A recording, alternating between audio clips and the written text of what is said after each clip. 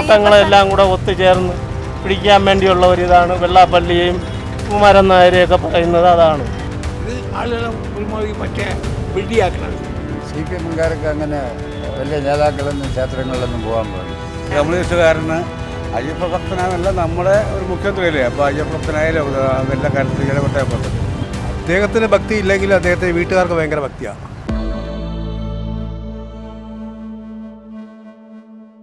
നമസ്കാരം. ആഗോള അയ്യപ്പ സംഗമത്തിന് പിന്നാലെ പിണറായി വിജയനെ അയ്യപ്പ ഭക്തനാണെന്നായിരുന്നു വെള്ളാപ്പള്ളി നടേശൻ വിശേഷിപ്പിച്ചത്.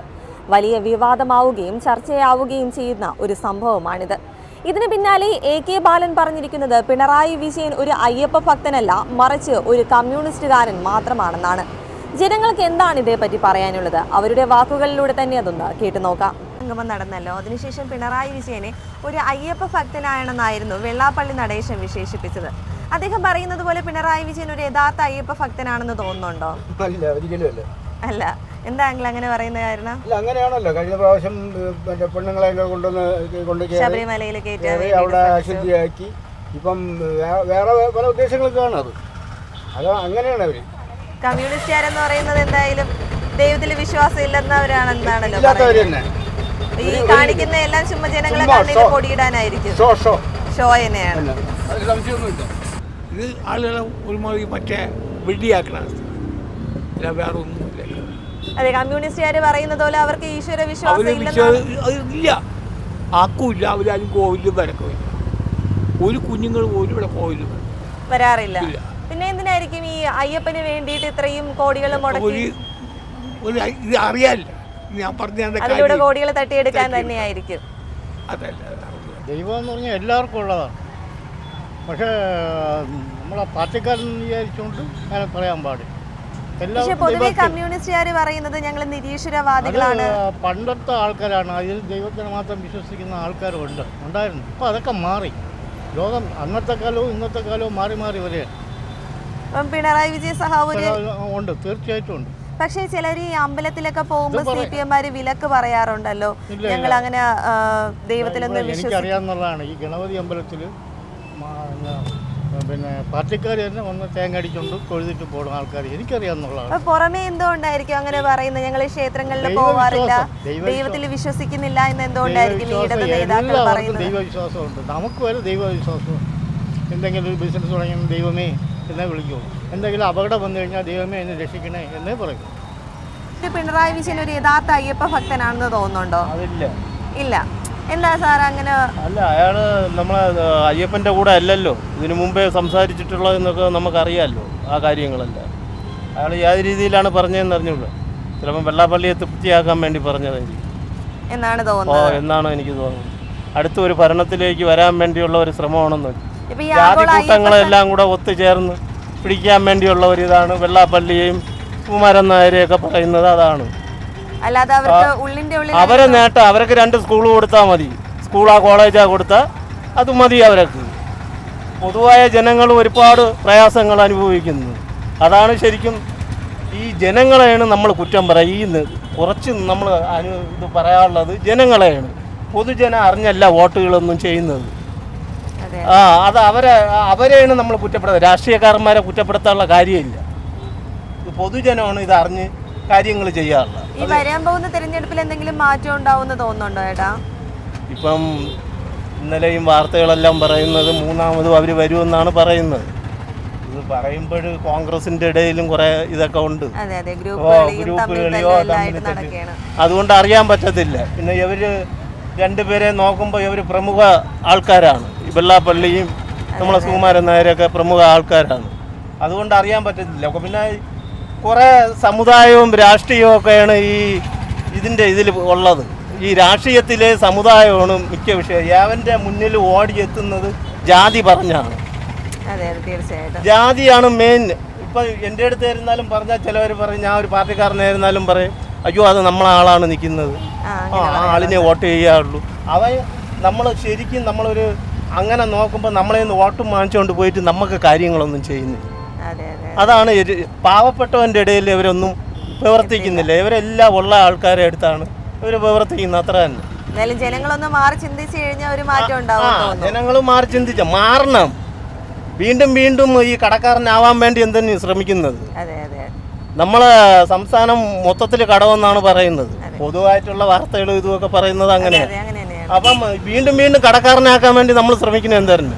ഇവരെയൊന്നും രാഷ്ട്രീയത്തിൽ ഇങ്ങനെയുള്ള ഇതിൽ നിന്നും നമുക്ക് നേട്ടം വരാൻ നല്ലൊരു ഭരണം ഉണ്ടാവണം.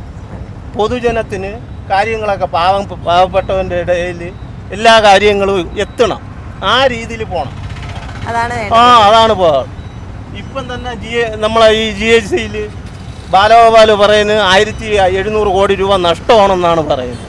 അപ്പം നഷ്ടമെന്ന് ഇയാൾ എന്തതിൻ്റെ രീതി പൊതുജനത്തിന് കിട്ടാനുള്ള ഇതാണ് നമ്മൾ നോക്കാനുള്ളത്. സാധാരണക്കാരെ വെച്ച് നോക്കുമ്പോൾ ഒരുപാട് ഞാനിപ്പം ചെന്ന് ഒരു GB ഫ്രിഡ്ജാ വാങ്ങിക്കുമ്പം അതിലൊരു 10,000 രൂപ പറഞ്ഞാൽ എനിക്കാണ് അത് നേട്ടം. അപ്പം ഈ പുള്ളിക്കാരൻ ഏത് രീതി ഇയാൾ എനിക്ക് തോന്നുന്നു നമ്മളെ പൊതുജനത്തിനല്ല സേവിക്കുന്നതെന്നാണ് തോന്നുന്നത്. സത്യമാണ് അവർ നേതാക്കന്മാരെയാണ് സേവിക്കുന്നതെന്നാണ് തോന്നുന്നത്. അത് ഒരിക്കലും അല്ല. എന്താ സാർ അങ്ങനെ പറയാനുള്ള റീസൺ? പറയാനുള്ള കാര്യം നേരത്തെ സുപ്രീം കോടതിയുടെ വിധി പ്രകാരമാണ് ഈ സ്ത്രീകളെ കയറ്റാൻ സർക്കാർ തീരുമാനിച്ചത്. അത് ഏത് സർക്കാരായാലും കോടതി വിധി അംഗീകരിക്കണം, അല്ലെങ്കിൽ ആ സർക്കാർ ഇല്ലാതാവും. ആ കോടതി വിധി പ്രകാരമാണ് സ്ത്രീകളെ കയറ്റാനുള്ള അവസരം ഉണ്ടായത്. അപ്പോൾ ഭക്തന്മാരിൽ നിന്നും ആദ്യം NSS ആണ് ഇതിനു വേണ്ടി രംഗത്ത് ഇറങ്ങിയത്. അപ്പോൾ ഈ RSSും കോൺഗ്രസും ഈ സ്ത്രീകളെ കയറ്റുന്നതിനെ സംബന്ധിച്ച് ഒരു നല്ല അഭിപ്രായമാണ് പറഞ്ഞത്. NSS സംഘടിപ്പിച്ചപ്പോൾ അതിൽ കൂടുതൽ ആൾക്കാർ പങ്കെടുത്തതിനെ തുടർന്ന് ഈ RSSും കോൺഗ്രസ്സുകാരും ഇതിലോട്ട് ചാഞ്ഞ പ്രശ്നങ്ങൾ ഉണ്ടാക്കുകയായിരുന്നു ചെയ്തത്. ഇപ്പം നമ്മൾ സാധാരണ കേൾക്കാറുള്ളതാണ് ഈ കോൺഗ്രസ്സിലെ കമ്മ്യൂണിസ്റ്റുകാർ എപ്പോഴും നിരീശ്വരവാദികളാണ്. അത് ശരിയാണ്. അങ്ങനെ കോവിലിൽ പോകാനും പള്ളിയിൽ പോകാനും താല്പര്യമുള്ളവർക്ക് അതിൽ പോവാം, അല്ലാത്തവർക്ക് പോകാതിരിക്കാം. അത് ആളുകൾ പോകുമ്പോൾ അത് വിവാദമായപ്പോൾ മറുപടി പോലും ഇവർ ചോദിച്ചിട്ടുണ്ട്. അങ്ങനെ ഇരിക്കുമ്പോൾ പിണറായി ഒരു അയ്യപ്പ ഭക്തനാണെന്ന് പറയാൻ കഴിയോ? ഇല്ല, ഒരിക്കലല്ല. അയ്യപ്പ ഭക്തനല്ല. ഭക്തരുടെ ആവശ്യപ്രകാരം അവരുടെ ബുദ്ധിമുട്ടുകൾ പരിഹരിക്കാൻ വേണ്ടി അതിൽ എക്സ്പെർട്ട് ആയിട്ടുള്ള ആൾക്കാരെ എല്ലാ വിഭാഗത്തിൽ നിന്നും വിളിച്ചു വരുത്തി അത് ഒരു ചർച്ച നടത്തി ഭക്തരുടെ ആവശ്യങ്ങൾ അംഗീകരിക്കുന്നതിന് വേണ്ടിയുള്ള വികസന പ്രവർത്തനങ്ങൾ നടത്താൻ വേണ്ടിയാണ് ഇത് ചെയ്തത്. ഈ ആള് കൂടുതലുള്ളതല്ല വിജയം, ഭക്തന്മാർ കൂടിയതല്ല വിജയം. ഇതിനെക്കുറിച്ച് സംസാരിക്കാനും വികസന കാര്യങ്ങൾ പറഞ്ഞിരുന്നത് എല്ലാ സംസ്ഥാനങ്ങളിൽ നിന്നുള്ളയും പ്രമുഖ നേതാക്കന്മാരെ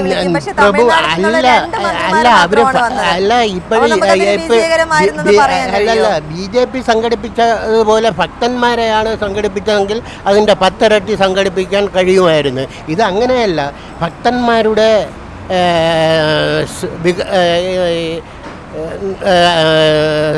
സ്വതന്ത്രമായിട്ടുള്ള വരവിന് വേണ്ടിയും തടസ്സങ്ങളില്ലാതെ ഇരിക്കുന്നതിന് വേണ്ടിയാണ് ഇങ്ങനെ വികസനമായിരിക്കും സർക്കാർ അതിൽ സ്ഥലങ്ങൾ എടുത്ത് അവിടെ അയ്യപ്പന്മാരെ സംഘടിപ്പിക്കാനുള്ള വിപുലമായ ബിരികൾ വെച്ച് അവിടെ താമസിക്കുവാനും വിശ്രമിക്കാനുള്ള സംവിധാനങ്ങളും യാത്രാ സൗകര്യങ്ങളും പിന്നെ റോപ്പ് വേ, എയർപ്ലെയിൻ ഇതൊക്കെ ഉണ്ടാകുന്ന ശബരിമല എന്ന് പറയുന്ന ഒരു പുണ്യ സ്ഥലമല്ലേ? കഷ്ടപ്പെട്ട് വരേണ്ട ഒരു സ്ഥലമാണ്. അവിടെ ഇങ്ങനെയുള്ള ആധുനിക കാലത്ത് കാളവണ്ടിയിലാണ് ആളുകൾ സഞ്ചരിച്ചത്. അതേപോലെ സഞ്ചരിക്കാൻ ഇന്ന് ആരും ബുദ്ധിമുട്ടുന്നില്ല. ആളുകൾക്ക് വലിയ തിരക്കുകളുണ്ട്. ഒരു വിശ്രമം പണ്ടത്തെ പോലെ ജോലിയും കൂലിയും ഇല്ലാത്തവർ മല കയറും പോലെ ഇപ്പോഴത്തുള്ള ഒരു കയറാൻ പറ്റില്ല. അവർക്ക് വലിയ തിരക്കുണ്ട്. എന്താ അല്ല, നമ്മളിപ്പോ വ്രതമൊക്കെ എടുത്ത് അത്രത്തോളം നമ്മളെ നാട്ടിലൊന്നും ആരും ഇതൊക്കെ നിങ്ങൾ പ്രചരിപ്പിക്കുന്നതാണ്. ഈ മാലയിടുന്നവരെ ശ്രദ്ധിച്ച കാര്യം രാവിലെ 8 വൈകുന്നേരം പോകുന്നതാണ് 95% ഭക്തന്മാരും നമ്മൾ കാണുന്നതാണ്. ഇങ്ങനെ ഈ മാധ്യമങ്ങളും മറ്റുള്ളവരും സംസാരിക്കുന്നത് പോലെ ഒരു ഭക്തിയില്ല. ആളുകൾ രാവിലെ പറഞ്ഞല്ലോ, ഇപ്പം ഈ ഒരു സർക്കാരിനെ എടുത്തു കഴിഞ്ഞാൽ മാലയിട്ട് വരുന്നവരെല്ലാം യഥാർത്ഥ അയ്യപ്പ ഭക്തന്മാരല്ല എന്ന് പറഞ്ഞ മന്ത്രി വരെ ഉള്ളൊരു മന്ത്രിസഭയാണ്. അവരില് ഈ ഒരു വികസന അതിന് ഉദാഹരണമാണ് അതിന് ഉദാഹരണമാണ് ആളുകളെ കുത്തിക്കൊന്നിട്ട് ആയുധങ്ങൾ കൊണ്ട് കാണിക്കായിടുന്നത് സ്വർണത്തിലുള്ള. അത് ഭക്തി എന്ന് വെച്ചാൽ ദൈവം രക്ഷിക്കും എന്ത് തെറ്റ് ചെയ്താൽ എന്നുള്ള സമീപനത്തിലാണ് അത് ചെയ്യുന്നത്. തോന്നില്ല. എന്താ കാര്യം? CPM-കാർക്ക് അങ്ങനെ വലിയ നേതാക്കളൊന്നും ക്ഷേത്രങ്ങളിലൊന്നും പോകാൻ പോകുന്നു. പിന്നെ എന്തുകൊണ്ടായിരിക്കും ഈ ശബരിമലയിലെ വികസന പ്രവർത്തനത്തിന് വേണ്ടിയിട്ട് അവർ ഈ പുറമേനി കാണിക്കുന്നത്? അതിപ്പോൾ ശബരിമലയിലെ കേസ് ഹൈക്കോടതി ഇടപെട്ടിട്ടുണ്ടല്ലോ. അതിന് ഹൈക്കോടതിയുടെ തീരുമാനം അനുസരിച്ച് അവർ മറുപടി കൊടുക്കും. അവിടെ നടക്കാനുള്ളത് വികസനങ്ങളും എല്ലാം നടന്നുകൊണ്ടിരിക്കുകയാണ്, ഒരു തടസ്സമില്ല. എന്തായാലും വെള്ളാപ്പള്ളി നടേശൻ പറയുന്നത് പോലെ പിണറായി വിജയൻ വെള്ളാപ്പള്ളിക്ക് ഭ്രാന്തായുണ്ട് വെല്ലും വിളിച്ച് പറയുന്നത് അത്രേ ഉള്ളൂ. ഒരിക്കലുമല്ല. അദ്ദേഹം ഒരു നല്ലൊരു കമ്മ്യൂണിസ്റ്റുകാരനാണ്. ഒരു കമ്മ്യൂണിസ്റ്റുകാരന് അയ്യപ്പ ഭക്തനാണെന്നല്ല നമ്മുടെ ഒരു മുഖ്യമന്ത്രിയല്ലേ. അപ്പോൾ അയ്യപ്പ ഭക്തനായാലും അതെല്ലാ കാര്യത്തിലും ഇടപെട്ടേ പറ്റുള്ളൂ. അല്ലാതെ ഒരു പൂർണ്ണമായും നിരീശ്വരവാദിയാണെന്നൊന്നും പറഞ്ഞാൽ അല്ല, ഈശ്വരവാദി പറഞ്ഞാൽ ഒരിക്കലും അല്ലെന്നാണ് എൻ്റെ വിശ്വാസം.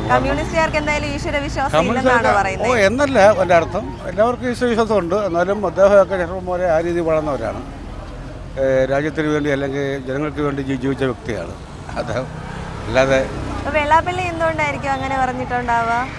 അദ്ദേഹം ഒരു ഈശ്വരവിശ്വാസി ആയതുകൊണ്ട് എല്ലാവർക്കും എല്ലാം എന്തോ അദ്ദേഹം മഞ്ഞപ്പിത്തമാണത് കണ്ണുവച്ച് നോക്കുമ്പോൾ എല്ലാവരും മനുഷ്യരിക്കാൻ തോന്നും. അത്ര വളരെ കാര്യം.